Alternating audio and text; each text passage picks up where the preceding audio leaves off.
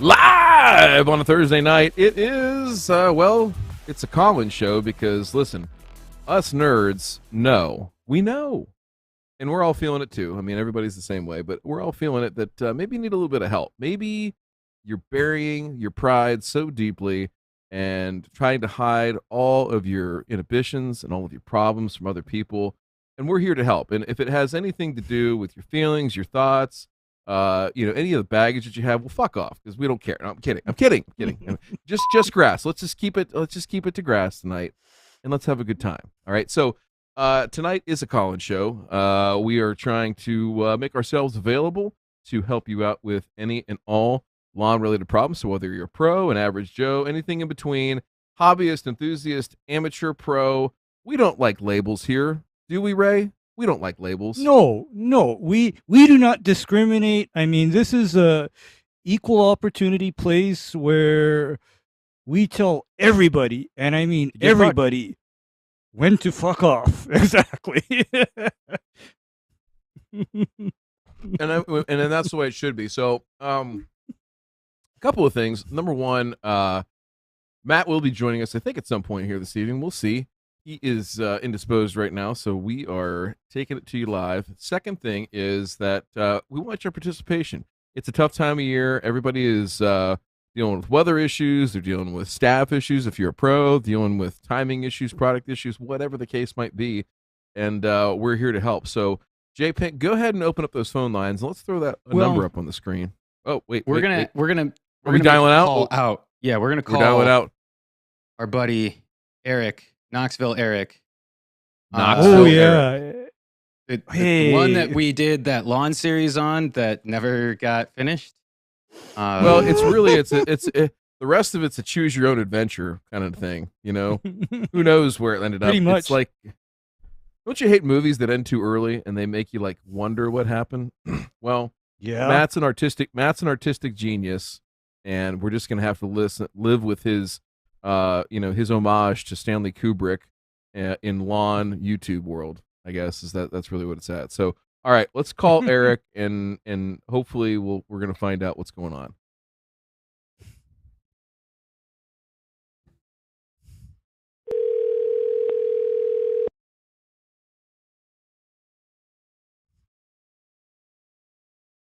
Hello.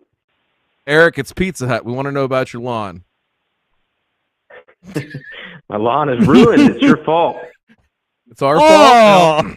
Oh. Well, listen. How about I give you some free breadsticks and a trip through the buffet next time you come, and we'll call it good, huh? No, seriously. So I'm a little bit in the background because I was not there when the lawn was done. I've seen the videos, and I don't necessarily know how it got finished. I know we talked on your episode way back. So you got to give everybody the update, the quick and dirty. They went and did the lawn. What has happened since, and where are we right now? Okay, so it was fall of 2021, and we killed all the weeds, put down seed. Matt came and ran the split seeder, I think it's called, and about killed himself over here. He let me run it for a few minutes and was like, okay, you're look like a teenage girl out there. So then he took over and ran the machine pretty hard, put seed down, and then within I would say 6 weeks, maybe a little bit more, it was looking fantastic. Just completely new yard. Everything came in great. We put up the daisy chain sprinkler system, pretty redneck, but works. And so got it looking good. And then fast forward to spring of 2022, so maybe I just call it 6 to 7 months later, it was looking great. But then we went to Spain for vacation, and when we were there, Tennessee got a freak heat wave. I mean, just ungodly hot. I think most of the country did, but and so it was still pretty new grass at that point, and there was nobody here to kind of water or look after the yard, and it just got completely fried. So then most of them, it was pretty rough. The backyard actually recovered because it's a little bit more shady, and it actually looks great for the most part. And then, so most of 2022, the backyard looked great. The front yard never recovered. And then fast forward to fall of 2022, so a year later, I thought I would put new seed down. John and Matt recommended some seed to buy from United Seed. And I put that down last fall, but then the temperatures kind of tanked, and nothing ever happened with that seed. It was like it just didn't exist. So then fast forward to about a month ago, I put the remainder of the seed I had left in the yard. And again, it's like nothing has happened. So yeah, that was long-winded, but that's the answer. Well, no, that's all good information. I think it gives us a point to go off of. So basically the seed last fall, in effect, a roundabout, like, when was that seed date, if you had to say? I would say sometime in September of last year. I put quite a bit of seed down, hoping that it would kind of, do its thing and help the yard recover a little bit. And then, just nothing happened. Okay. So for those of you that don't know, Eric put down ryegrass, and actually did. It's a nice little blend of ryegrass here. And so, Eric, as far as watering goes, after the fall seeding, did you do any supplemental watering, or is it just kind of like up to Mother Nature to provide some rains and just kind of go that route? I did. I trying to remember the exact details. I remember talking with John about it. I feel like I waited too long to water it.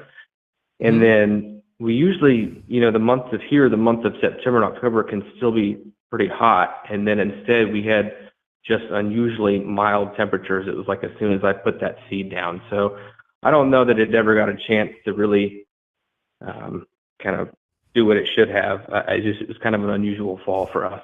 So. Yeah, I think it was for everybody. It was tough. It's been a tough couple of years, I would say, for grass growing in general, especially if you're trying to establish some seed and you don't have good, reliable irrigation, all that kind of stuff. So, and then the seed that went down here this spring was just, within the last couple of weeks or so, something like that.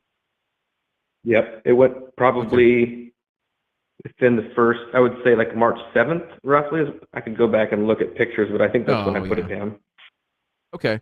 Yeah, so with all that, I mean, I think you got a couple of things going on here. I'll let Ray kind of touch on some of the weed issues that might pop up and pre-emergence and things like that, but I'll just say that, you've got soil with warming temperatures down there, and I think it's been a little cooler than normal. I was down in Tennessee just a couple of weeks ago for a quick vacation, and it was unseasonably cold down there for mid-March. So I know that it hasn't warmed up quite the way it normally would there in March, and so hopefully April turns the corner and things start to get warmer. So that being said, soil temperatures warming up, that's going to be your friend right now, is that ryegrass will start to pop at maybe like 45 degrees at the very bottom end of the scale, 45 degrees soil temperature, right? And I think you're going to see it largely improve once you get above 50 and 55. So, those soil temperatures need to be consistent too. So, with the heating and cooling of the day, that makes it kind of go down a little bit faster than it would if it was sunny and the days are longer, all that kind of stuff. So we're going to get into a situation where that stuff should start to pop, but I think what you need to be mindful of is just trying to keep it watered. Even on cooler days, it doesn't necessarily mean that temperature is the most important thing when it comes to moisture, right? So think of those two things separately, right? Heat in the soil, good. But that doesn't necessarily mean that seed's going to dry or stay wet. So just think about how it feels outside. So if it's not very humid or if there's a lot of wind, that seed is definitely drying out and you want to get some water on it. So just water it a couple times a day is fine, especially if there's enough existing grass. How much of the lawn would you say right now in the front has like desirable grass on it as it stands, like from the previous seeding? On a percentage basis, maybe like 0 to 100. 40 to 50% of it. Ooh. Whoa. Okay. Whoa. So yeah, we got to start growing some grass pretty quick. Looks great. The backyard's probably like 85 to 90%. It really looks really nice. Everybody comments on it. And if I could even get the front yard to look as good as the back, I would be satisfied. So. Mm. All right. Now, So Ray, we put down titanium. I thought the titanium was tall fescue, not rye. Is it? No, I thought. Okay, maybe it is. My bad. My bad. It's fescue. Yeah, I should. I wasn't when you said rye earlier. I was kind of questioning in my head what you meant, but I'm thinking we put down fescue. I'm thinking of Grand Slam as their other A-list variety, and that's what was in my head. Perennial ryegrass, and then we got Jesse Bousquet down here talking about Barenbrug, so I've got ryegrass on the brain. Thanks, Jesse. No, it's my fault. But regardless, pushing that hard. Regardless, big seeded species, right? Like tall fescue and ryegrass, same type of regime as far as growing in. So that all being said, Ray, my question to you is, how should Eric approach? It's a very tenuous time to be trying to establish, especially in Tennessee with all the heat coming. What would you say about, pre-emergent versus no pre-emergent? And if so, tenacity, no tenacity as far as that. I actually would go one further in that knowing what kind of weed pressure Eric actually gets, because remember now, I was there in October 2021 and I saw what could potentially come up in his lawn. His lawn, if you were worried about weeds, and in the context of him seeding recently, he would literally be the candidate for, rather than a traditional pre-emergent, a broadcast application of quinclorac. He would be a candidate for that, because I'm looking at him trying to grow in grass, but at the same time, Eric here, his lawn is a wild violet party. Okay. Ooh. Seriously. Ooh. So now, are there many weeds out there right now, Eric? Are there many weeds out there? He's right. In the past, my yard has had a lot of wild violet. Right now, it's not too bad. There's a little bit in the backyard where the grass is, ironically, it's like where the grass is the healthiest. The wild violet also seems to want to thrive, which I guess makes sense, right? But in the front yard right now, there's very little weeds just because it's just so barren. So. Okay. All right. So Ray, then with all that being said, you're saying that even though that seed's already down, to make an application of quinclorac now or later or when? Probably the way I would time him is most likely at first emergence of any crabgrass or foxtail, because I understand that quinclorac as a pre doesn't last as long as your traditional pre-emergent. So ideally, he wants that pre-emergent coverage more into the growing season, because right now not much is happening as far as his weeds are concerned. Not much. I mean, of course, violet is one of those things where it comes up and it takes a pretty hard freeze to make it go back down. So it's there, but then my worry for him would be actually crabgrass and foxtail, and how to deal with that without doing anything that's going to negatively affect the establishment of the seed that he's trying to get established at this point.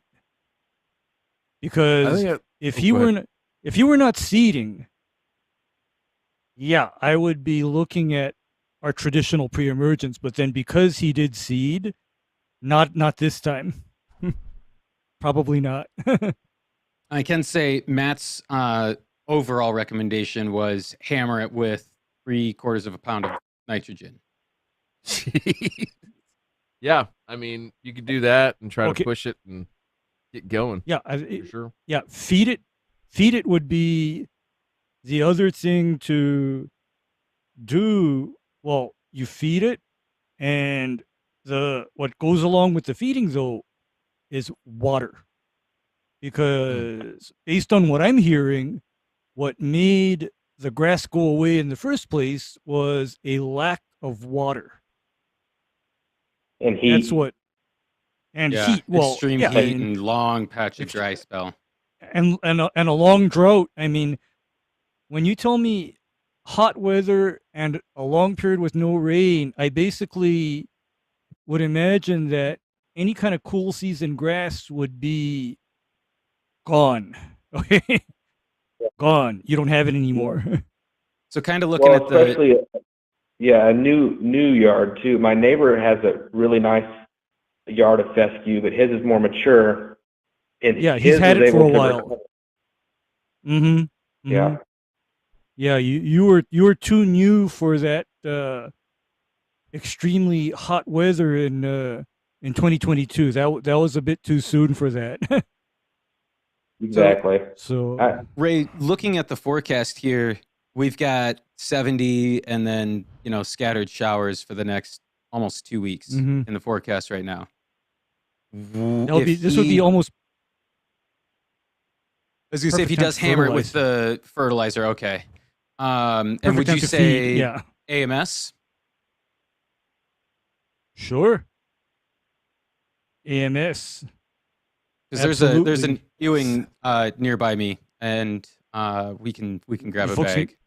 You can go get some. Sure. I mean, I would absolutely say that this spring, because they're trying to get fill-in and recovery, you're looking at a half a pound to 3/4 of a pound of AMS, probably up to 2 times 30 days apart.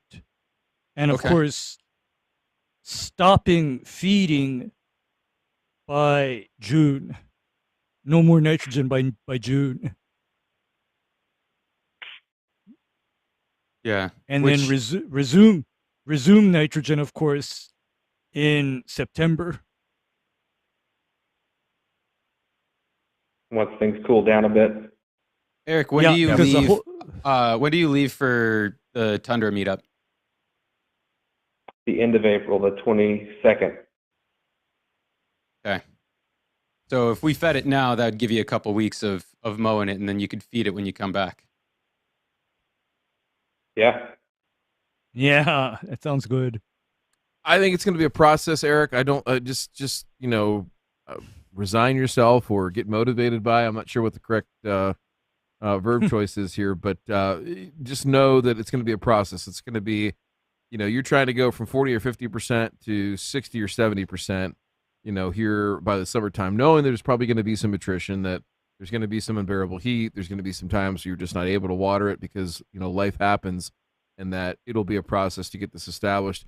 And that's just the nature, too, of growing tall fescue, in eastern Tennessee, is that, some summers it's going to look banging all year, and the other summers it's going to be like, why the hell did I do this? This sucks, and you're picking up the pieces every fall.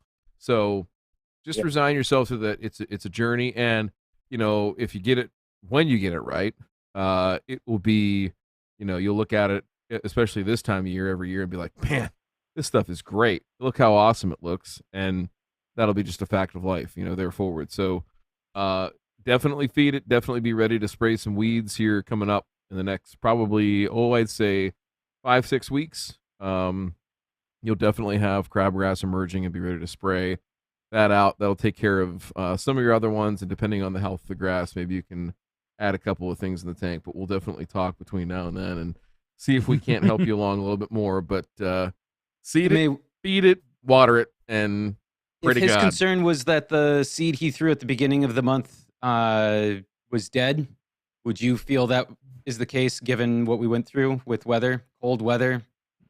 No. I doubt. No I mean, way. the only thing I'd be worried about is if it did germinate and it sat there and it's just still kind of looking a little pukey, like limeish green, real spindly, like single blade leaves and stuff like that. But if it's still just sitting there, it's fine. It just means it hasn't warmed up sufficiently to get that seed to pop. Tall fescue is a tough plant, big seed, takes a lot to get it going, but once it does get going, it's fine. So there you go, Eric. Yep. Keep the faith and stay committed. Those are my two big picture recommendations. Cool. Once it gets tall enough, I'm gonna make John come mow it in his button-down shirt in the heat. So Not the Evil. suit. Evil. What we all don't know is that J Pink walks around in a crushed velvet, tracksuit every time he's not on camera. It's just the way it is. No shirt. He's got a gold chain around the neck, and like white Samba shoes. I think. May those pictures were for you, not to share with everyone else. It's one of those zippers that's real easy to come down. That's all I'm going to say. So, all right. Hey, Eric, thanks, dude. I appreciate you calling in. Stay in touch with us. Let us know how it's going. And thank you for the next episode, the continuing saga of Eric's Lawn. Yeah, no problem. Thank you, guys. Later, Eric. Appreciate it, dude. It is a commitment down. Like, I don't know. I feel like that area of the country, Eastern Tennessee, the Carolinas, like portions of the Carolinas anyway, it's just tough to be right 100% of the time. That is why they call it the transition zone. That is why you can grow all the grasses, but none of them well. I mean, it's just, that's the kind of shit. It's like 1 week can ruin the whole goddamn year. All right. Go ahead, cowboy. There you go. To whom do we have the pleasure of speaking there, cowboy? How's it going, buddy? It's your buddy. It's well. Kevin. How's it going? Sun Beach. What's going on, dude? Hey, Kevin. Listen. No. This is not Kevin. This is not Sun Beach. This is actually the newest and most recent licensed applicator in the state of New York, ladies and gentlemen. He's here and live with us tonight. Can you believe it?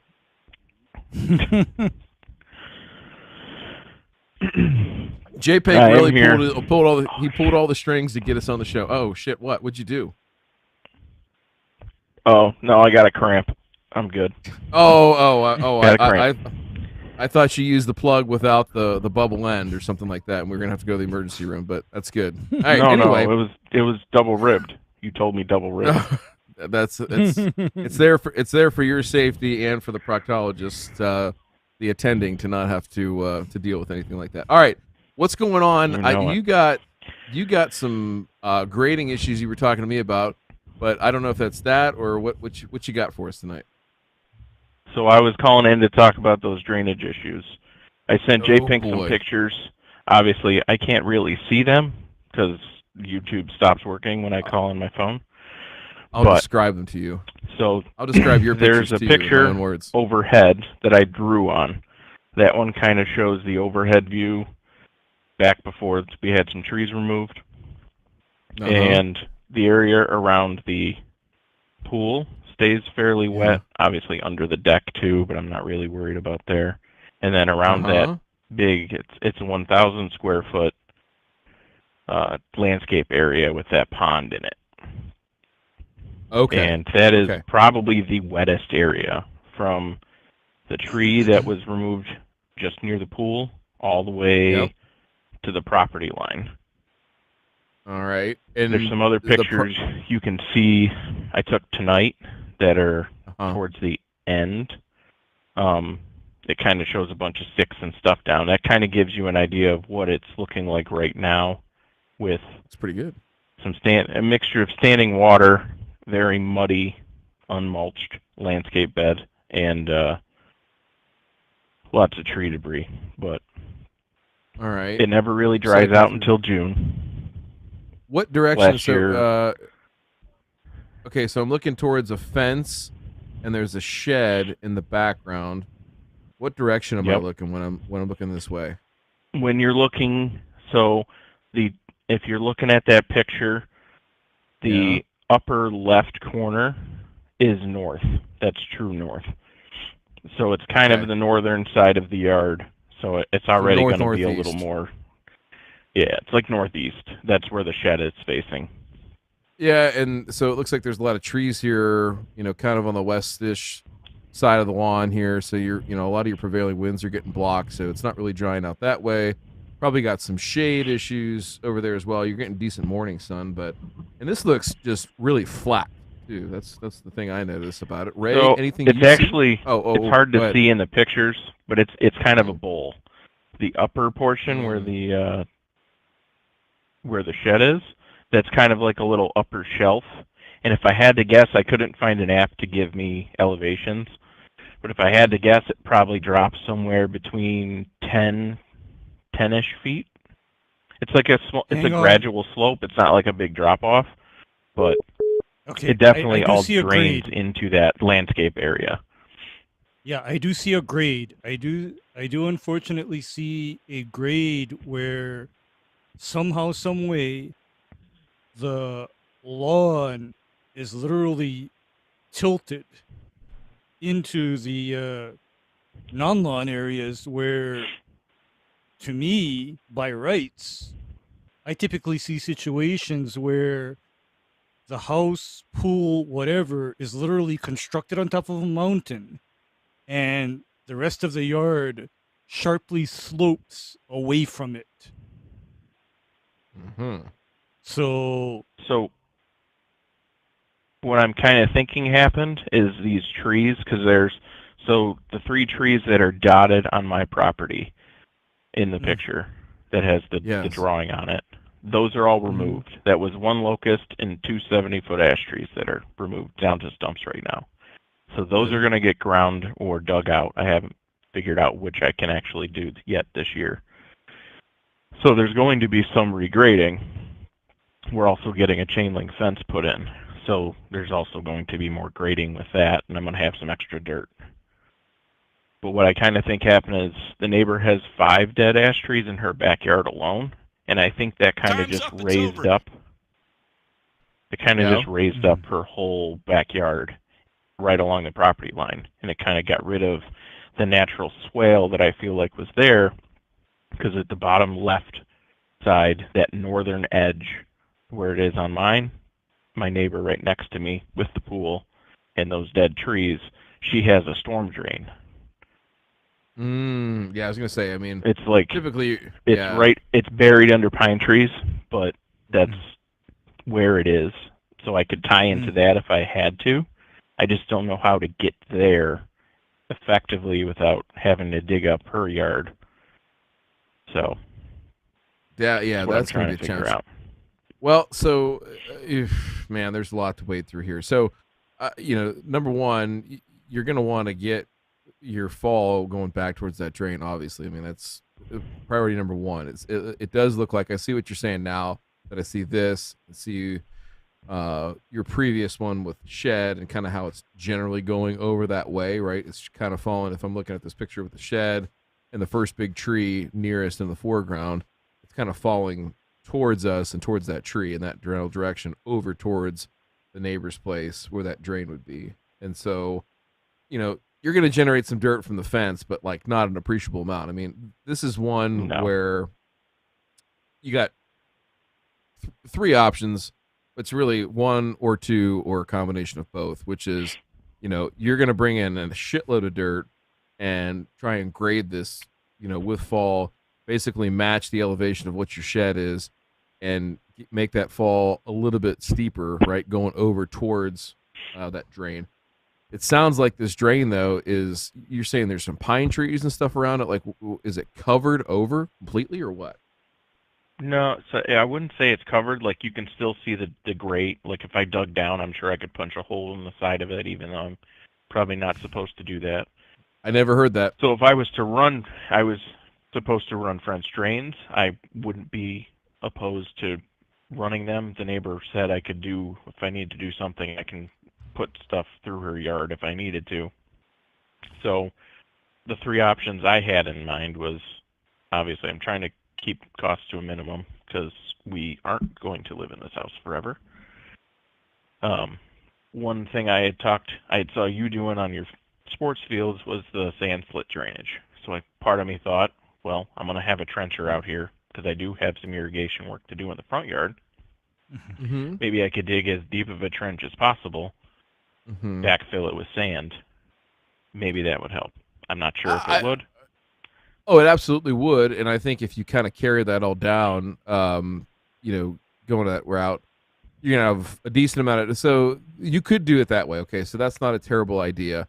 Whereby, you know, you can go ahead and trench in all that drainage. Now, what it does and doesn't do, you got a couple of sequencing issues here, right? So trench all that in, you're going to have to scoop that up, right? Because you're going to create all those spoils off to the side. It's going to be a pain in the butt to clean it up. But if you take all that dirt, now you've got something that you can go fill real bad low spots in, right? And try to regrade some spots as needed so you don't have these little bird baths all throughout the lawn, right? That being said, come back in with sand, and I wouldn't go crazy. Like, you don't need to have like USGA sand or anything like that. It's going to be tough to grow grass in some of those areas, but it will creep in over time. So, like, if this wasn't a forever home, or this wasn't like a major to do about like the overall 100% surface quality, then just go with straight sand. If you need to get creative and do something different, I might give you some other options, but that's like way too far down the rabbit hole for us to talk about right now. That all being said, yes, I think it will absolutely help to get that water moved that general direction, right? So, you know, what that might look like is, you know, literally with that water kind of going, I guess it would be kind of northeastish to southwestish, roughly speaking. You know, you're going to take at least one, if not two, main trunk lines, so to speak, right? And I would just keep them a couple, you know, feet apart, 3, 4, 5 feet apart, wide enough for the trencher to get through on either side, and send those down towards the catch basin. And then if you want to, you can add some laterals in there, right? So whether it's a herringbone pattern, you know, on 45s to pick up the water as it's coming, you know, from the shed down towards the catch basin, and just tap into those mains, dig everything in. Personally, if it were me, I would just start with like 2 or 3 of those in the middle of the yard and leave the rest. You know, you're not going to intercept a ton with the spoils that you generate. You should be able to grade enough of the worst areas right there to make it a little bit more palatable from a mowing standpoint. So you're not like, you know, walking on good firm ground this time of the year, and then you're walking through a squishy mess in another part when you're trying to mow or do something like that. Or, you know, when your son's big enough, he starts playing out in the yard, and it's like, oh, hey, don't go over here because it's going to be wet. Like, you can fix some of those areas and kind of take care of the functional aspects of the yard, still get the water going to the drains. Other thing, too, is if there's anything covering that drain or anything preventing water from getting into the surface inlet, or the other thing when I asked the question about if it's covered up, there might be a whole mess of shit in there, or in the pipe, the outflow pipe. It'd probably be worth, you know, again, not trying to tip anybody off and not having anybody come back out there after the fact, but it would probably be worth a call to, you know, your local municipality or whoever governs the stormwater structures in that area, and just say, hey, like, you know, can you guys come out and inspect this, make sure it's, you know, working properly, it looks like it's covered up and it's not maybe doing its job. And they might be able to find out for you if, you know, it's cleaned out, if there's not a bunch of sediment and shit and debris in the bottom of that catch basin, and then the same thing on the outflow pipe. Because the worst thing in the world would be to put all this drainage in, have your water flowing down there, and then to create a lake in your neighbor lady's lawn. That's probably not going to be cool. Yeah. And even though it wouldn't be your fault, you know, sometimes, you know, you have to help the neighbor lady unclog her pipes. You know what I mean? So it just Ray does it all the time. He's a sweetheart of a guy and does that for people, ladies, all the time. Yeah, Ray loves cleaning Sheila's pipes. Yeah, he does. She calls him the lawn plumber. I, you know, sometimes I get it, sometimes I don't. But yeah, hey, Yowza. That's right. Uh-oh. So the other idea I had was, would it just changing the grading and then doing like a sump pump setup, kind of like what our friend in Michigan did. Not quite that elaborate, but you told me that you were digging I was that. Say, so I would encourage you, because I would go down that wormhole, because French Drain Man, who is also from Michigan. So you're talking about our good friend Ben, which I need to call Ben. He tried to call me this week, and I had a hell of a week. It's been a long week, and it's only Thursday. That being said, you know, I'm looking for highest impact and lowest effort, right? I think the drainage piece, like just doing the sand channels, like the French drain, like that, is probably your highest impact and least effort of all the three. Grading is going to cost some bucks. I mean, it's going to be expensive when you get down to it, unless you're going to do a lot of the work yourself.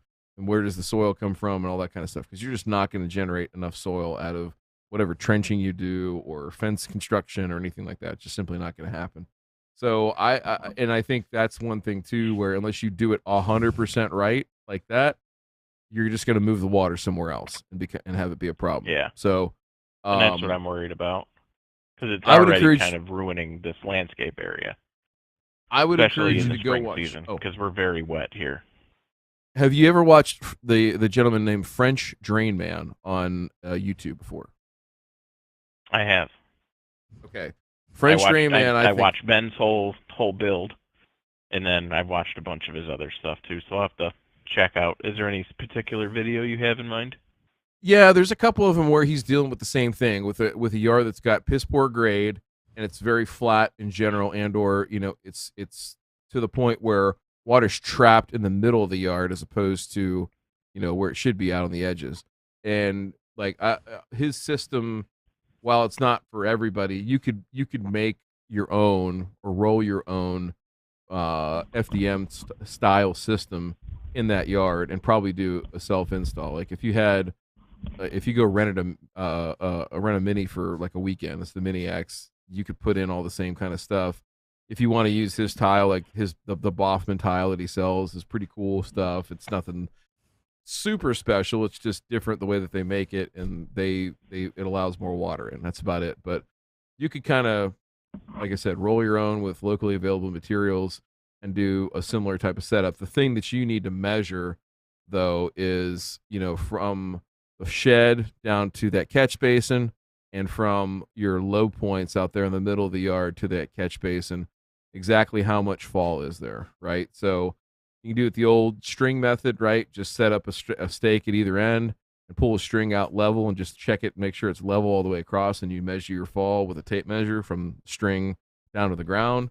And then remember 7th grade math, y equals mx plus b, figure out what your slope is, and then kind of go from there. So without getting into super detailed boring shit, and I'm not like saying this is boring, but I could go all day on this, so I don't want to bore everybody else. But so my summary of recommendations is: 1, know what your slope is. So we do need to figure that out. That's really important, because you need to know how much fall you have going down that direction. So that's job number 1. Job number 2 is watch a couple of those FDM videos and see if that might be the ticket for you in terms of installing some of this drainage to be a little bit more efficient in how you're moving water. But don't discount the idea of just trenching it, removing the spoils, and then backfilling with sand. I think both of those have their pluses and minuses in terms of the amount of work and the relative cost of both of those things. So that would be something to weigh. And then lastly is, whatever you do, you don't want to, you got to have the Boy Scout mentality, like leave it better than you found it. So if you're not going to live here forever and you have to sell the house one day, you don't want your potential buyers to walk out there and be like, what the fuck happened to the backyard? Holy shit. Like that, it can't be like, so that's the last thing they see. They see the whole house, like, oh, this is great. I can see us living here. Honey, I'd love to have sex with you in that master bathroom. This is really cool. And then they walk out in the backyard like, oh, we ain't having sex here. We're done. Bye. See ya. Okay. So just consider that when you consider all of your options. Make sure that whatever you do, you go all the way in and at least say that, hey, I did it as complete as we could, and that's all we're willing to do. So, here's an Amazon gift card, and go plug her, go clean her pipes out in the bathroom. I agree with that. Definitely think. So I already have the plumber Harley stuff. rig and a dingo in the front yard planned, and there will be a Mini X here to dig an egress window for the basement. So there's a good chance I'll be able to get some. And plus, I have a Bobcat at my disposal as long as I plan ahead far enough. So yeah, I've got toys that my family has available to me. So you started talking about equipment and toys, and I thought we were going down the marital aid route, but no, I think those are all good things, and no matter what, I have faith that you will take an otherwise wet situation and make it better. So to that, I'm appreciative. And seriously, congratulations to you. A testament to our community. I don't like that word, but I say it from time to time. Our community, our group of people of like-minded folks that continue to want to get better. Here's Kevin, a guy who, was literally whatever you want to label it, an enthusiast or whatever, 3 or 4 years ago when he got on the Discord, and he has continued to improve himself, prove his skill set, his desire to try and do something with his knowledge and his passion. And here he is. He just got licensed in probably what is the toughest fucking state in the entire country to get licensed in, New York State. So kudos to Kevin. We love you. We enjoy your tenacity, and not the kind that Silver Symbol sells, the real tenacity, all right? The hard work and the drive and the grit to get it done. Tenacity, that's right. Tenacity. That's right. Keep going, keep doing it. But do those things for me on the yard. Slope, watch a little bit of French Drain Man to kind of understand the flat site thing, and then let's talk about, the right way forward. But I think you're going to have the tools and the time to get it done the right way. Well, thank you very much, and I also appreciate the thanks on passing those tests. It's still a long ways to go, but hopefully this season I will get to start treating lawns. Appreciate it, guys. Count all the wins. Get it.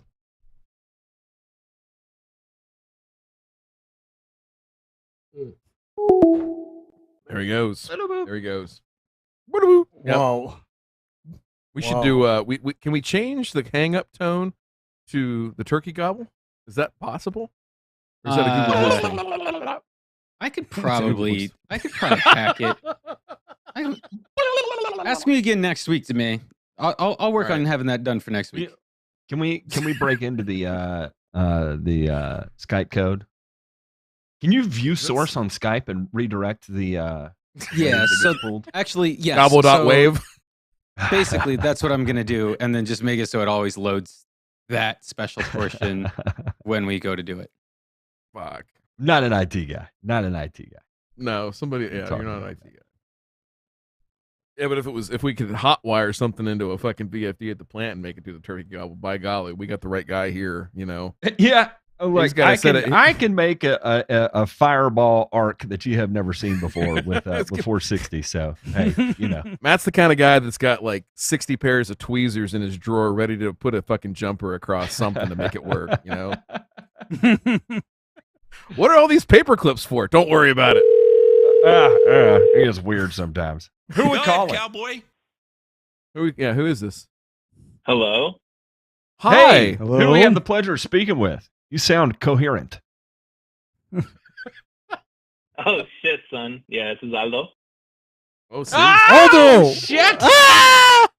Another one. Coherent with the Coherent. coherence. Coherence is a relative term here, It's relative. Yeah. It is relative. What are you doing, Aldo? It is only 6:46 p.m. Hey, yeah, what's going on? Oh, yeah, that's right. I'm chilling right here. I was going over some stuff I was seeing in the syllabus for an upcoming class I have, and I thought I'd pick y'all's brain over Ooh. something on. By the way, Last word. Pause. That's Pause one real of my quick. next classes is fertilizers, and Oh. I was What was that? I was just saying that now, for those of you that are tuning in at home and don't know, Aldo is the very first recipient of the Thirsty Thursday Scholarship. So back in October at our live show, our second annual live show, we decided as a group, the four of us, that there was a lot of angst in the industry. We can't find good people, man. It's so hard to find good help. Instead of bitching, instead of complaining, we said, you know what, fuck this. We're going to be part of the solution. We're not going to say a goddamn thing. We're just going to do and take action. So we put together our funds, we put together our heads, and we awarded the first scholarship. And we made it tough so that, guys like Aldo, smart pillars of the community, would have to go back to all their friends and family and tell them forever that they were a winner of a scholarship. Oh, really? Which one? The Thirsty Thursday Scholarship. Oh. So anyway, with that being said, so the Thirsty so Otto is enrolled at turf school out there in Southern California. He's doing well. He just got an A, I believe, in his first class, and he's proceeding on. So all right, so let's hear about.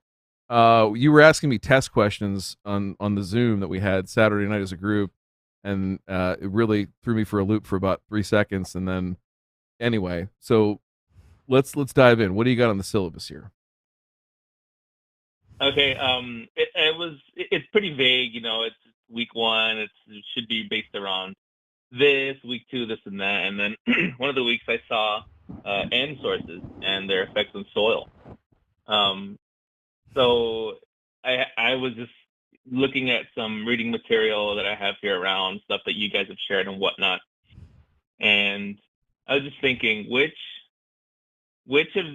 out of so we have like ammonium sulfate, which the ammonia can react and acidify soils, right?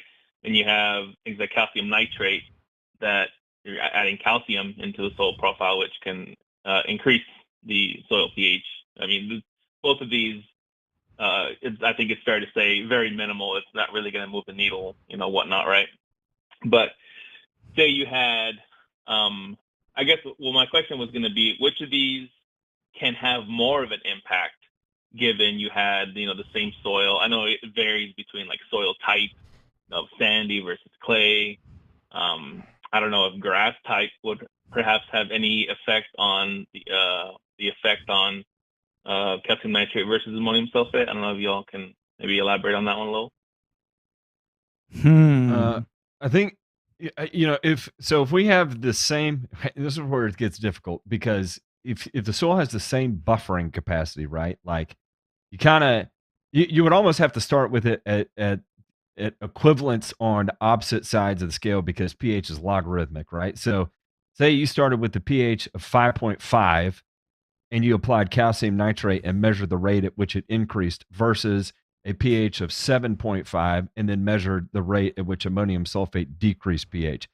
I think that would probably be closer to apples. And ammonium sulfate is going to be a stronger acidifier than calcium nitrate is going to be a buffer.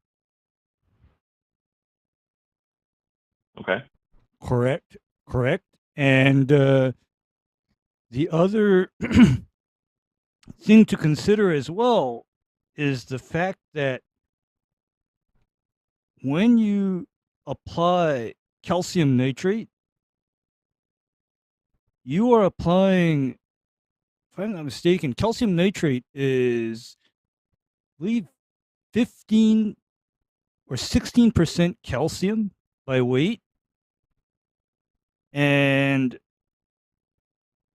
so in other words, it is going to be tough to apply enough calcium nitrate to cause drastic swings in pH and not go over the amount of nitrogen that you need in 1 year. It's hard to. Having said that, though, if you are already alkaline, for example, last thing you want to do is apply more calcium nitrate, because then when you're talking about these nitrogen sources that have a definitive acidifying or alkalizing effect, if you do that to soil that is already alkaline or acidic and you take it further in that direction, you can get into trouble, because I have seen instances, for example, where people were not soil testing and they were applying ammonium sulfate and they were wondering why their turf grass was non-responsive to that ammonium sulfate, and I draw their soil test, and they're putting ammonium sulfate on a soil with a pH of 5.5. And that ammonium sulfate is essentially keeping that soil at 5.5, if not driving it lower. So in any case, irregardless, this is where I always advocate, get that soil test. If you don't even know if your soil is alkaline or acid, just get a soil test and know for sure which way it is. Or get some pH strips and just, do a little rudimentary test. I mean, it's a simple thing that you can do right there on your truck in real time. Grab it. In fact, shake it. Do your whatever you're going to be doing on the yard, and then come back and dip it. You can go spot spray weeds first if you want to, or something, or just walk the property, for Christ's sake, and get a little bit of Matt, residency time. and dip it. You know, Matt, I at my house I now have RO water, right? Yeah, It's yeah. RO.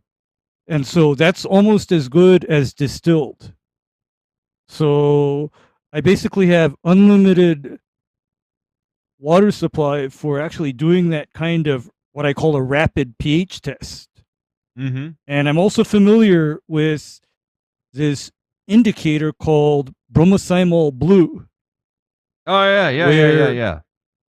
Where the thing about bromocymol blue is that if it looks yellow or orange, your pH is 5.5.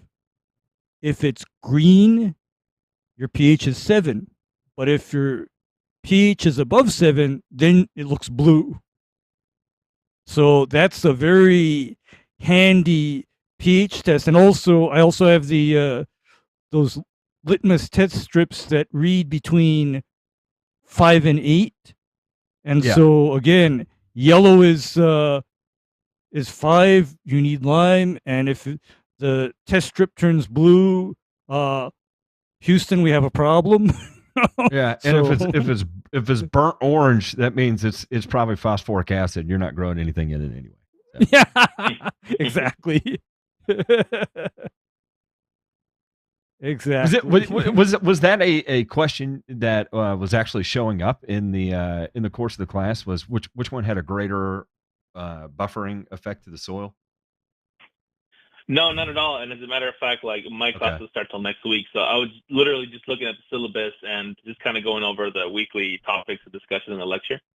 And I just went on my own to just reading on end sources and just kind of it just popped in my head, like if you had say same everything, the same media, same watering, the same source of water, and you had one guy doing cal nitrate, another guy doing AMS, like who would affect their soil more, kind of thing. It was just like a scenario in my head, like I wonder what would happen, kind of thing. So if you look up, like I Googled the calcium carbonate equivalent of fertilizers, and so basically what that will give you is the plus or minus, right? So if it's plus CCE, then that tells you that is an acid neutralizing effect, an alkalinity effect. If it is a minus CCE, then that is an acidifying effect, right? So, like for instance, if you pull it up in this first chart I'm looking at is from UMass, right? Then you see anhydrous ammonium is a minus 148 CCE per 100 pounds, right? So that is a strong acidifying effect on the soil that has. Versus if you go to calcium nitrate, you see that has a plus 20. That is a liming effect on the soil. And then if you go down and you see potassium nitrate, you see plus 26. That is a neutralizing effect. And you go down a little further and you'll see like basic slag, is going to have, it's basic, right? So that tells you everything you need to know there. Dolomitic limestone is plus 100. That's 100 CCEs per 100 pounds, right? Burned lime or slaked lime, which you mix that with water, it gets real hot real fast. You got to be super careful applying that to the soil. You pretty much have to to inject that subsurface. Plus 178, magnesium oxide, plus 250. You don't want that sitting on your leaf for too long. And then you go down to like elemental sulfur, you see minus 312. So I think a chart like this is good and gives you in my opinion, I think that's everything you need to know right there. Yeah, this is a I great. refer to that frequently. Thank you for bringing this up. Yeah. There's a hydrated lime. That's a fun one. Oh yeah, my favorite. Just don't be careful if you're out there and you think you're going to start playing around with these, because it's like, oh well, lime is 100 CCEs per 100 pounds, but slaked lime is 178. I should go mess around with that. Hang on. Don't. I mean, let me. Can I describe to people for funsies? Yes. Okay. Can I describe to people what happens if hydrated lime lands on wet skin. What happens is layers of your skin start peeling off. Okay. All You got right? a problem with that? Hydrated lime is not a joke. And We're Silence of the Lambs. if hydrated lime should get in your eyes, there's a strong possibility that you go blind. Because pH on hydrated lime is, I believe that is like 11 or 12, just under KOH. So this is not funny. And yeah, I do apply hydrated lime, but that is at rather low rates. And that is with the understanding that at that time I'm basically applying hot sauce. Understood. Yeah, I Gentlemen, mean, thank you for your input here. yeah, You're welcome. Yeah, thank you again. you're Appreciate most you guys. welcome. I gotta find this. Where's it at? I had somebody reach out to me on like Instagram and said that they saw. Oh, here we go. Hang on, let me screenshot this and send this. This is gonna send Ray into a tizzy. Oh boy.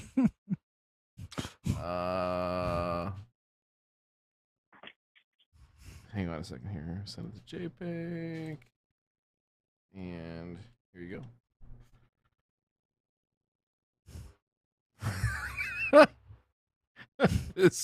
This one, like, you know when you read something nervous. and you're just like,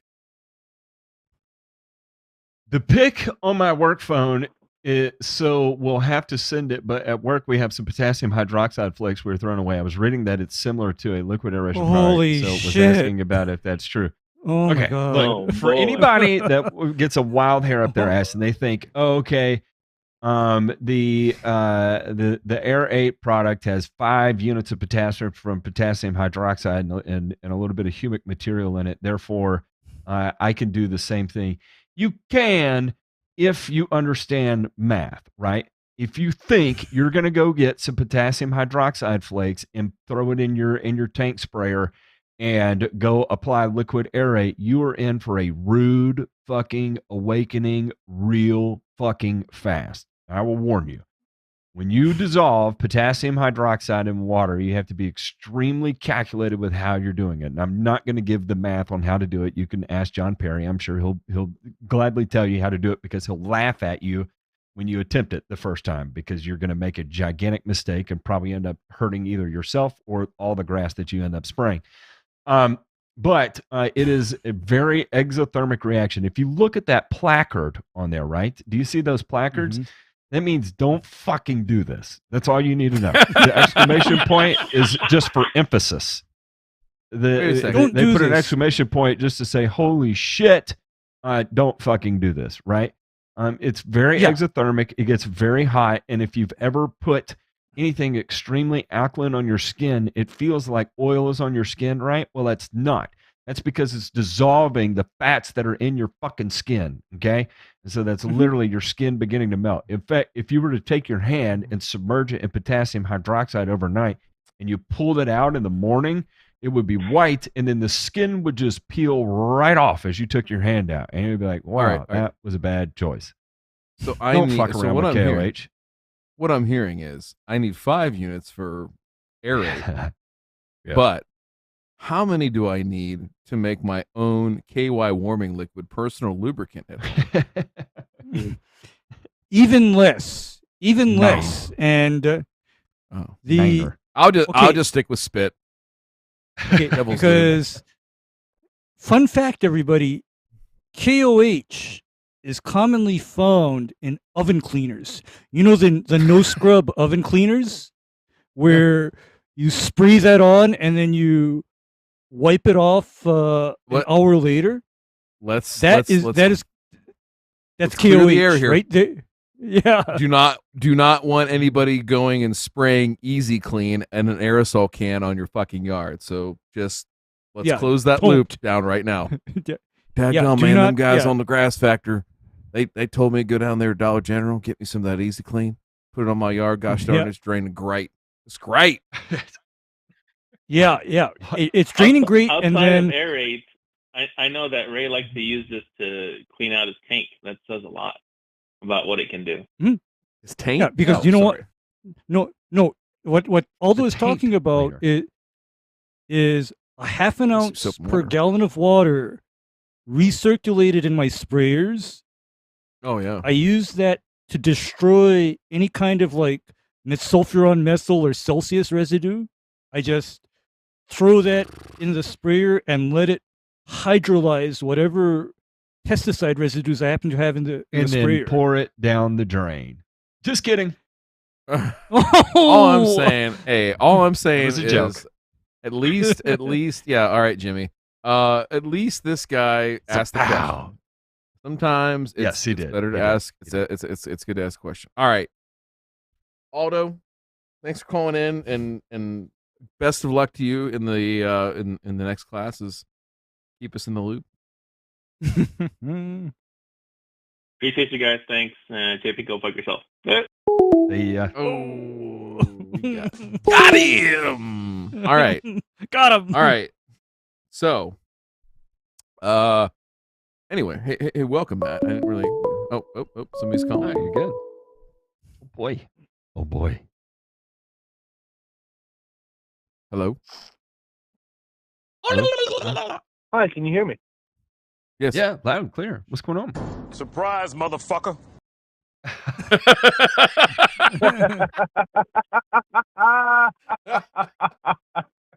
God damn. Oh. So, what are you doing, BB? What are you drinking first? Are you a fifth your bump into BAC? Maker's Mark right now? Yeah. I'm calling in with the .37 right now. Yeah, can you blow for me? Not blow me, but blow for me. My car please. won't start because I blew too high. no, so I'm drinking I need a Coors ride. Light. I'm at the corner store.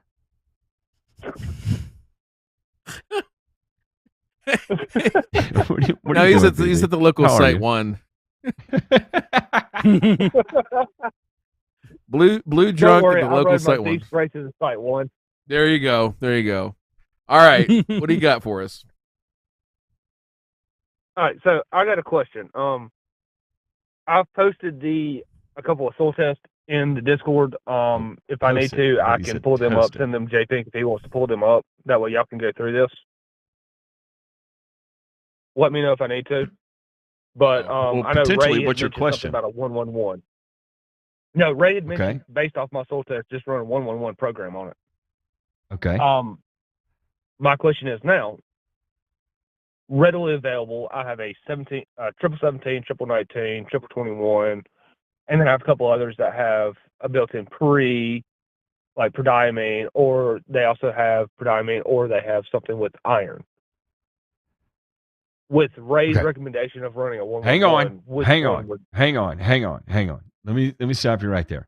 If it is a 111 and it has iron in it, by God's green almighty earth, do not apply it unless that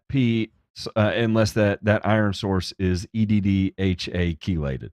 Or EDTA, but probably EDDHA would be the only thing that's going to be pertinent enough to protect you there. EDTA would protect it.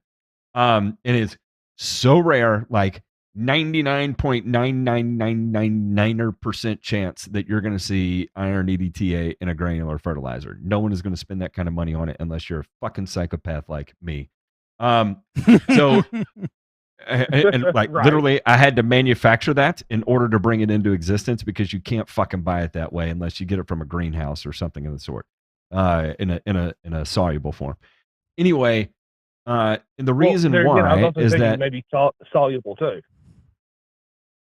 Yeah. So you can get a 20 and dissolve it and spray it, and that works. But if you're on a 6-week or an 8-week reapplication interval, then you're probably not going to get that kind of duration out of it. So, yeah. So if you're looking for granular options because that's what you're set up to spread, then I would just stay away from the one with iron in it, because you're spending money on something you don't need. And so what I would do is look at your bags and I want you to put a price per 1,000 square feet based on the rate you need to apply above them on a Post-it note. And then I want you to throw the dart at the lowest number per 1,000 square feet, and that will be the one that you pick. How about them apples? Yep. Fair enough. Yep. That would be how I recommend it as well. Is 111 least expensive and no garbage iron in it, because the other thing about garbage iron sources is that too much garbage iron will literally tie up and sequester away the phosphorus that you're trying to apply, because with like iron oxide or even iron sulfate or iron sucrate, what'll happen is that iron source will immediately react with the phosphate in that fertilizer, turning into what's called ferric phosphate, which is insoluble and not available. It will be garbage. It'll be hot garbage. Nothing. And if you want to fuck around and find out, just take a liquid iron product that you got laying around and then dissolve some of your 20 in it, and just take a handful, drop it in there, and watch what happens as you get this strange congruence of material that begins to form. Did I tell you all the time that I formed a brick? Did I tell you all the time I formed a brick? No. What did you do?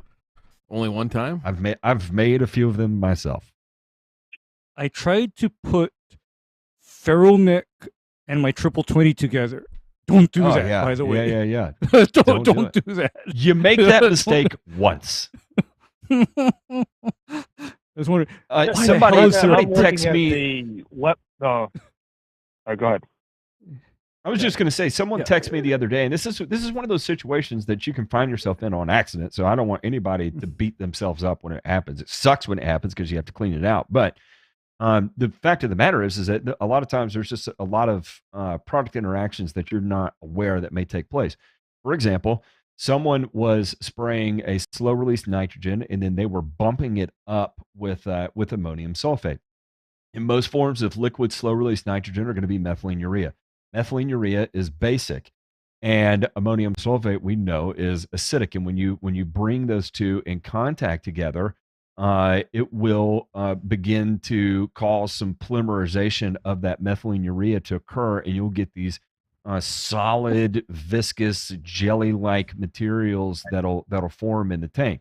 And then if you have anything else in it too, like heaven forbid you've got prodiamine in it, it'll bind, all those polymers will bind to that prodiamine, and you'll get this thick yellow goo that forms that no matter how strongly you agitate it. You can put a 64-inch paddle mixer in there that's on a 64,000 revolution per minute motor, and it will not stay suspended. You'd probably have to run like a sonicator or something in order to get it back in solution. So anyway, my point is that there's a lot of those really, really bizarre interactions. So kudos for you for asking about it first. Second of all is jar test. If you're never sure, just jar test. Add an ounce of each product and an ounce of water. And that gives you a worst case scenario because that's a strong percent used dilution, right? So there's stronger than you would ever find in the field. But it will tell you exactly if there's any probability of interaction between issues, the ingredients you want to use. Yeah. Oh, trust me, I know all about the jar test. I've made clay several times. It's easy to do. Good. Yeah, it's easy, and it keeps you the hell out of trouble because for me, if it does anything I don't like in my 32-ounce measuring cup, I don't scale it up from that point on. Simple, yeah. Right. So one of the ones that I look at that I use normally is the Lebanon ProScape Meso. Mm-hmm. Nice. And on the label it's saying 0.1% water soluble iron. It don't tell me what it is. Mm-hmm. But there you go. 0.1%. Do you see that? Do you see ammonium sulfate, methylene ureas, murate of potash, ferric oxide, ferrous sulfate, and 3.4% slow available nitrogen from methylene urea. Ferrous sulfate, yeah. Yeah, so ferrous sulfate and ferrous oxide are your iron sources, but it says 0.1% soluble. So already they're saying that, we're probably what we're going to end up having is about 0.1% of soluble iron left over after all of this, right? So right.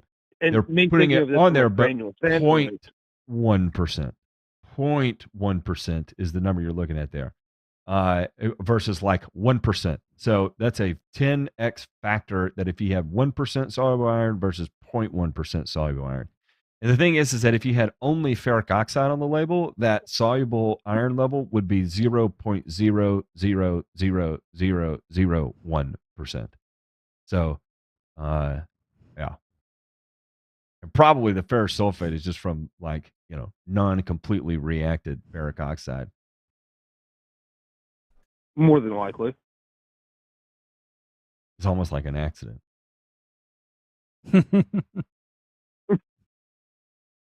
Accidentally made it in the bag, but put it on the label. But Oh, yeah. but that was my question. So Okay. It's good to talk to you, BB. you took. Hey, I'm just trying not to you. fuck it up over here. If you need a ride home No, from the store, so- I can blow for you. Well, hey, could Telly hop in Send the you. chopper and drive you down here right quick? Yeah. Hey, Telly! Telly! He's You coming in. got a spare Apache that we can just hop on over to Jay Spartanburg just real drops he drops him down, and BB's got to put his like tree climbing harness on to hook onto the fucking winch, and get, quick? Could you imagine me trying to slide like down he's the getting rope? like he's getting I medevaced out of 2 Nam feet or something down like and that. just let go. Are you wounded? Oh, No, just shitbag drunk.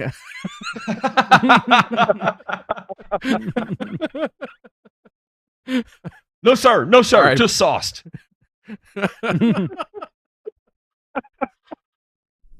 We love you, BB. Love you, Charles. Yeah. Love y'all. Love you. Appreciate it. Bye.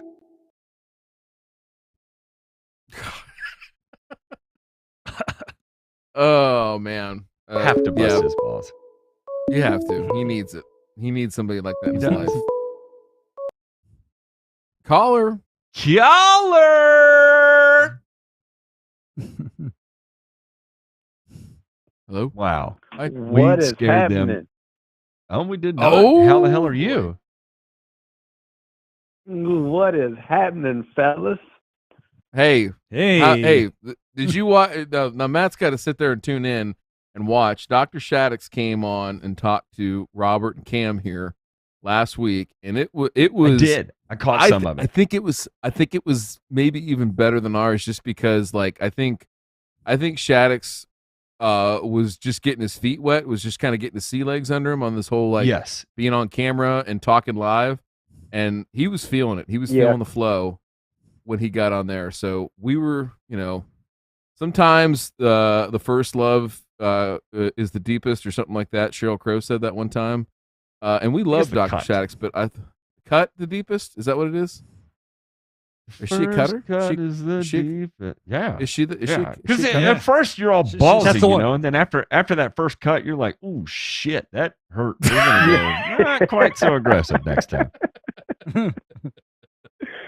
But so yeah, hey, man, it was a good show. It was a good show.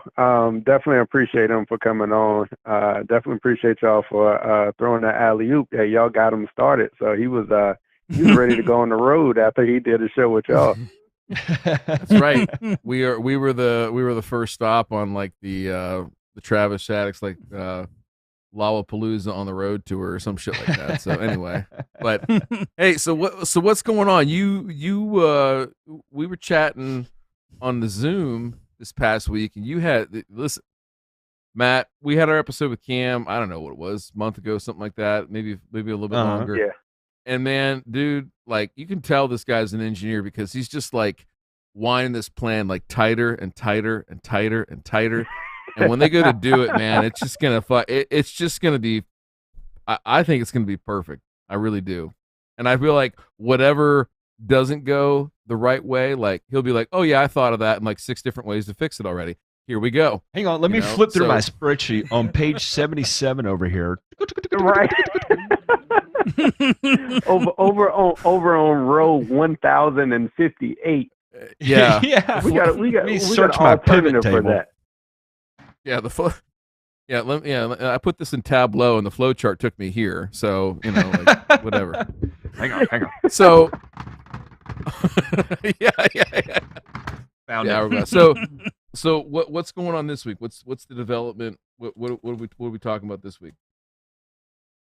So right now, so one of the things that I was thinking about. So I think Ray and we talked about some of the stuff as far as irrigation. So I'm working on that right now. My lawn is looking amazing on my end right now, so I can't complain. It's still waking up, but it looks pretty good. I actually wanted to ask Ray if we could go into that poetry conversation a little bit and see if we can follow up a little bit on that. And then I have one more question about the Bermuda here later on. But let's see if we can talk Triv for a second. Any solutions there, Ray, of what we started talking about right before we ended the Zoom? It was like 4:00 in the morning, and I was like, you know what? For you, yeah. And I still maintain my position of where, if you have the Poa trivialis, I normally suggest that people light it up so that they know where it is, and then once you know where it is, you then plan your overseed, around it. Mm-hmm. But the other thing that I was telling you is, if you have Kentucky bluegrass, and that is the variety that you intend to keep in that area, you have an option. Conversely, if you have turf type tall fescue and nothing else in the turf type tall fescue, you also have an option for dealing with the poetriv in that as well. And the options are as follows. If you have KBG, you have metsulfuron methyl available as an option. If you're intending to keep turf type tall fescue, you have Fusilade and triclopyr available as an option. Differentiate that between Fusilade and Acclaim Extra, because Acclaim Extra is not active enough on poetriv. In fact, poetriv is kind of listed as a grass that may be treated with low rates of Acclaim, so it's not that effective. Whereas on the other hand, on the Fusilade label, it clearly says, do not use this on any grass other than turf type tall fescue, fine fescue, or zoysia, unless you intend to get rid of those other grasses. So I think it's a matter of picking one. Okay. And the reason why I bring this up is because I remember a few years ago telling some people that had a turf type tall fescue turf contaminated with foreign grasses to treat it with Fusilade, and then they tell me, I found out that I have more than turf type tall fescue in this area. Mm-hmm. Like I might have had some ryegrass or KBG mixed in, and all that KBG and ryegrass is now dropping out and dying because of the Fusilade. Whoops. Fusilade is kind of mean. So just understand that if you go down the Fusilade road, make sure you actually have enough turf type tall fescue present in that area so that you're not left with huge bald or thin areas. And conversely, if you decide to go metsulfuron methyl or MSM, make sure that you have an extremely healthy stand of Kentucky bluegrass or else. Okay. Yeah, so it's in my front yard, so I'm pretty sure like this year was like I was telling you, this year or last fall was the only year that I actually added in a little bit of KBG. So all the previous years, all I've been overseeding with was tall fescue. So I'm pretty sure majority of that is going to be tall fescue. Okay. As long as you're sure now, Cam, because as I said, when somebody starts treating with Fusillade, they quickly find out how mixed that area is. Okay, they quickly find out because, yeah, fescue. Fusillade is rather unforgiving, to put it mildly. They're still It's pretty selling seed, unforgiving. right? This is Yeah. put more of it down.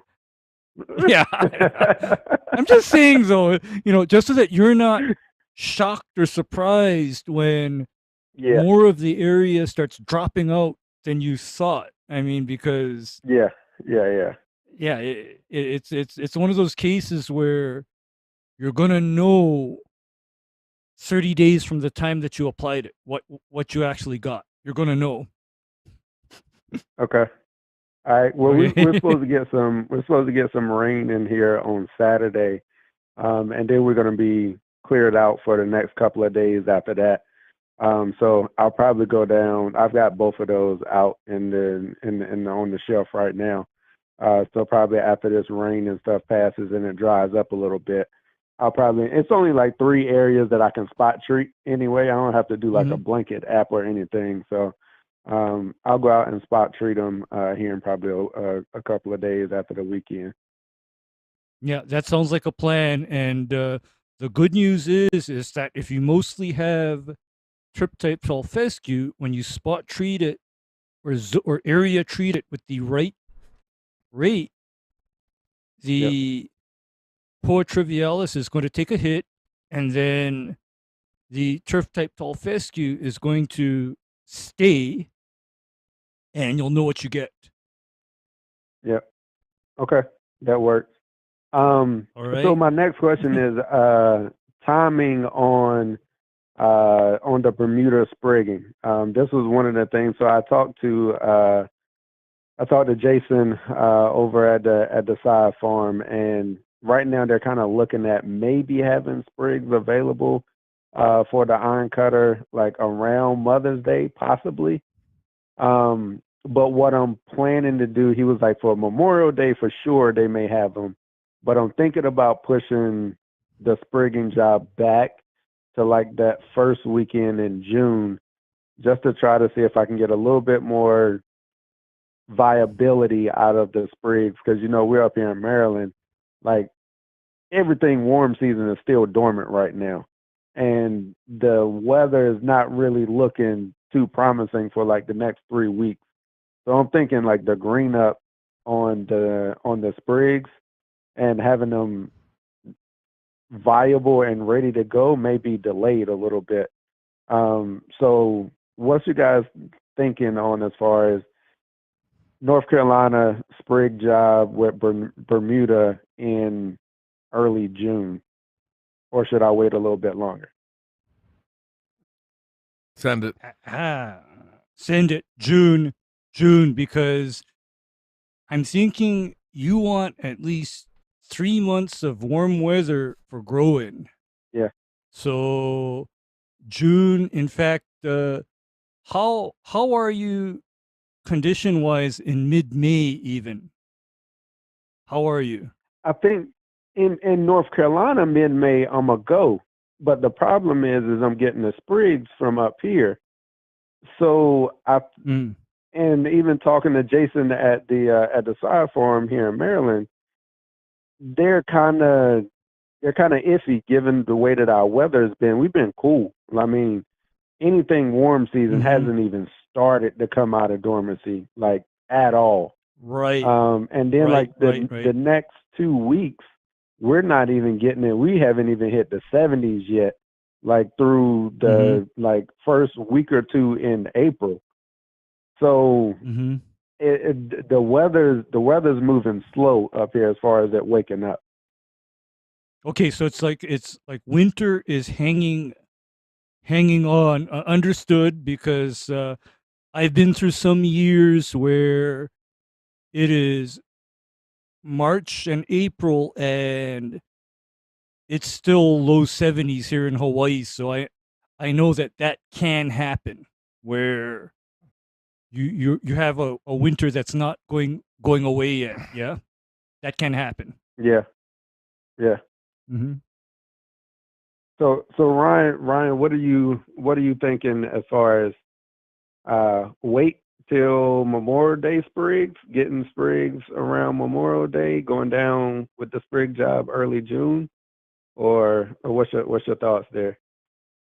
My thoughts are whichever weekend that you can get them out at that time. I mean, if dormant sprigging is the thing, like people do it, you have more attrition with your sprig and your loss rate, things like that. So the things that you need to look at right from an attrition rate are going to be, number one, the viability of the sprigs as they're coming out of the ground. So if you're the stand that they're pulling out of is green, growing, active, healthy, all that kind of stuff, like you're going to have the most viable. As you step down, you get down to like dormant stuff, like you can do it.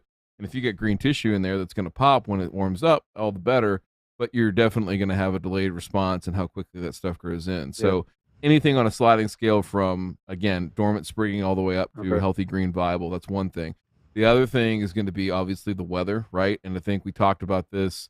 I can't remember if it was on the Zoom, if it was on the episode, whatever, is as much as hot weather and heat during the day is important, I would say that your marker or the thing that you're looking for is the number of nights above 70 degrees. That's your telltale sign. Like if you can string together like 10 plus of those in a month, it's going to go real quick. And so that's kind of your marker, not necessarily like, oh, I need to have days where it's 95 and it's not. Like that helps, and it's all kind of predicated on sort of a bimodal temperature swing, right? Or diurnal temperature swing, right? So you have highs during the day, all that kind of stuff. All that being said, the other thing too on the attrition rate would be getting that stuff as fresh as possible from the farm to the sprigger as quickly as you can. And I wouldn't feel like you're under the gun, and I say that from experience. So like, you're going to use the same or a very similar method in terms of sod to sprigs, right? You're just grinding up sod and dishing that out. Now, how you're, packing it in the ground, all that stuff's a little bit different. And I think you'll have a little bit more attrition because of that, because of the planting method. But I'm not going to say that you're wrong for doing it or anything like that. It's just the way you have to do it. It's totally fine. We talked about cultipackers. We talked about all that kind of stuff. I mean, I've had literally, I've had sod that has sat for a period of almost 72 hours from harvest until we could have an installer there. Oh yeah. I mean, well, dude, when you're trying to line up, sod coming from Maryland and a sprig installer coming from literally the southeast corner of Missouri or southwest corner of Missouri, literally bumfuck Missouri. It takes some coordination. Sometimes you can't always get everything to line up, and absolutely no issues getting it established. So just be ready to water. Have your irrigation system tested. Have that shit top form. Do not, get there the day of and find out, ooh, got problems. All right. So I plan to do that a couple weeks before, weeks in advance, because I know how that goes. Yep. And that's like, once you get them there and everything's all hunky dory, like that's it. That's your rock, that you got to lean on to get it all done. So keep that in mind and keep pushing. And like I said, I know that more questions will come up, so reach out to us and let us know. Okay. All right. Cool. That was the big debate that I was on right now, is kind of with that timing. I do think I want the most viable sprigs that I can get, which is why I think I'm gonna push it back a little bit, given the weather that we're having up here. And just make sure, like you said, I'm going to have as little attrition as possible once I done paid for them sprigs anyway. So, I want the best ones that I can get. Well, if you need more, come up here about that same time, and I'll have a whole bunch of free iron cutter sprigs if you want to drive up to Ohio, okay? Hey, don't tempt me up for a good time. I maybe I am. All right, maybe I am. Right? All right, man, fellas, I appreciate it, man. All right, boys and girls. Well, listen, we got to wrap it up. Ooh, yeah. Ooh, gobble my novel. Yeah, maybe a little bit. I don't know. All right, we're gonna go to the after show now. For those of you that have not participated or are new around here and don't generally know what's going on, the after show is where there's some real man talk. You know what I mean? You know, we don't like labels, but we aren't afraid to say that we're men. And yeah, we're not afraid to say that we talk about some things that, you know, might rub people the wrong way. And you know what? We're okay with that. We lean into that hard. So if you don't know how to get over there, go ahead and check us out. www.patreon.com/burn and return. You'll check us out over there for the low price of as low as $4 and as many as 20 of those same dollars. You can get access to our Patreon, our Zooms that we do on just about a weekly basis, maybe every other week. Talk to us, talk to Matt, talk to Ray, talk to a whole bunch of other people that are educated, that are smart, and know a lot about turf grass, whether they're pro or a homeowner or whatever. But get on over there, get involved, and link up with us, and we'd love to see you over there on the after show, and we'll see you all on the next one.